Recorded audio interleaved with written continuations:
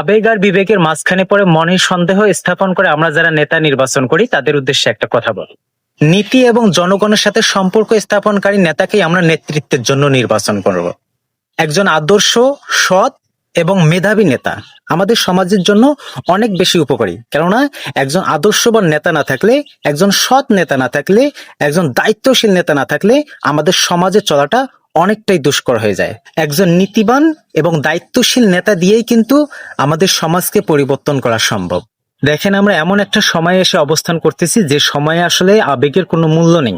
সবকিছু আমাদেরকে বিবেক দিয়ে করতে হবে। আবেগ দিয়ে আপনি একটা নেতা নির্বাচন করলেন, সেই নেতা নির্বাচনের পর আপনার খোঁজ রাখলো না, বিশ্বাস করেন সে আবেগের মূল্য কিন্তু থাকলো না। আপনার মূল্যবান ভোট প্রদানের মাধ্যমে যে নেতাকে আপনি সিলেক্ট করলেন, যে নেতাকে আপনি নির্বাচন করলেন, ভোটের পর যদি সেই নেতা আপনার খোঁজ না করে, তাহলে আপনার ভোটেরও কিন্তু মূল্য থাকলো না। আপনার মহামূল্যবান ভোটটি এমন একজনকে প্রদান করুন যে নেতা, যে তার নেতৃত্ব দিয়ে, তার নীতির মাধ্যমে, তার আদর্শ এবং সৎ সিদ্ধান্তের মাধ্যমে সব সময় আপনার আমার পাশে থাকবে। এরকম একজন নেতা নির্বাচন করা কিন্তু আমাদের জন্য অনেক গুরুত্বপূর্ণ।